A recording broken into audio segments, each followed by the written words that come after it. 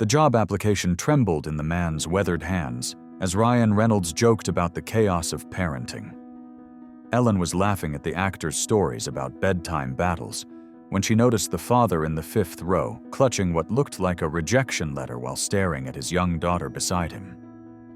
What happened next would prove that sometimes the most important performances aren't in superhero movies, but in living rooms where parents fight impossible odds to give their children the world they deserve. It was a lively Thursday afternoon at the Ellen DeGeneres show, and the studio buzzed with anticipation. 400 audience members had gathered to see one of Hollywood's wittiest actors discuss his latest film.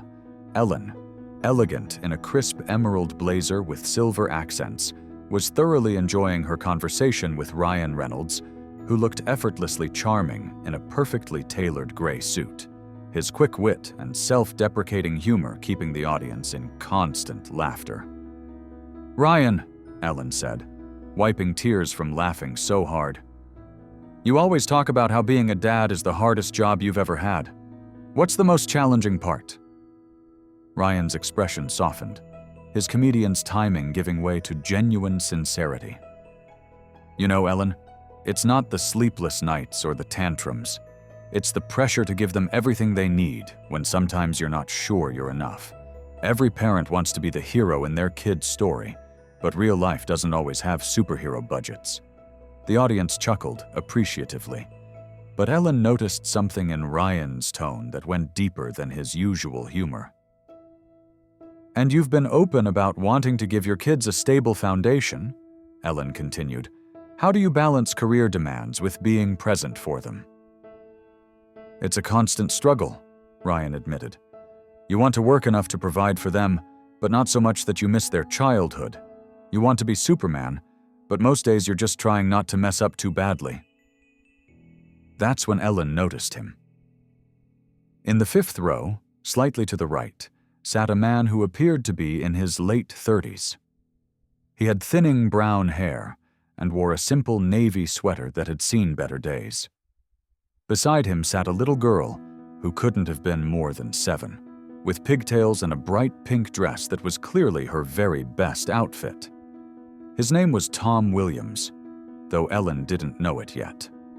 What caught Ellen's attention was the way Tom was staring at Ryan while clutching what appeared to be a folded piece of paper, tears streaming silently down his face as his daughter played quietly with a small, worn doll. Ellen's instincts, refined through 20 years of reading audiences, told her this wasn't someone moved by celebrity humor. This was someone living exactly the struggle Ryan was describing. "Ryan," Ellen said gently, "hold that thought about wanting to be Superman. I think someone in our audience is fighting that exact battle right now." Ryan followed Ellen's gaze toward Tom, his entertainer's mask immediately dropping as he recognized genuine distress. Ellen stood up from her chair and took several steps toward the audience. "Sir in the fifth row, are you okay?" Tom looked up, startled by the sudden attention of 400 people and multiple cameras. He quickly tried to hide the paper and wipe his tears, embarrassed by his emotional display. "I'm fine," Tom said, his voice rough with emotion. "I'm sorry. This is supposed to be fun, and I'm—" Ellen walked down the steps that separated the stage from the audience, something she did only when every instinct told her someone needed to be seen. "What's your name? And who's this beautiful girl with you?" Ellen asked, now standing directly in front of Tom's row. "I'm Tom Williams, and this is my daughter, Emma." Ellen knelt down in the aisle beside Tom's row, her emerald blazer spreading around her as she created a safe space. "Tom, what's that paper you're holding?" Tom looked down at the folded document, then at his daughter, who was watching with wide, curious eyes. "It's another job rejection," Tom said quietly. "I've been out of work for 8 months. Emma and we're about to lose our apartment, and His voice cracked. "I just want to give her a normal life, but I can't even keep a roof over her head." The studio fell into that profound silence that happens when hundreds of people confront the reality of struggle, hiding behind ordinary faces. From the stage, Ryan Reynolds stood up immediately. Without being asked, without consulting producers, he walked down to join Ellen and Tom. This celebrity interview had just become something infinitely more important. "Tom," Ryan said, approaching with the careful respect of someone who understood that some moments transcend entertainment. "What kind of work are you looking for?" "Anything," Tom replied, his voice breaking. "I was a graphic designer, but the company downsized. I've applied for everything, warehouse work, retail, anything that pays. But it's been so long without work that nobody wants to take a chance on me." Ryan knelt down beside Ellen, creating an intimate circle that included little Emma, who was now looking between the adults with the kind of awareness children develop when they sense their world isn't as stable as it should be. "Tom," Ryan continued, "I want you to know something. Being out of work doesn't define your worth as a father. The fact that you brought Emma here, that you're still fighting for her, that tells me everything I need to know about what kind of dad you are." Ellen felt tears welling in her own eyes as she watched this interaction unfold. "Tom, tell us about Emma. What does she love to do?" Tom's face lit up despite his tears as he looked at his daughter. "She loves to draw, loves animals, loves to read. She's the smartest kid I know. She never complains about our situation, never asks for things I can't afford. When other kids talk about their toys or vacations, she just changes the subject." Emma tugged on her father's sleeve and whispered something in his ear. Tom's expression crumbled as he listened. "What did she say?" Ellen asked gently. "She asked if the pretty ladies are going to help us find a house," Tom said, his voice barely audible.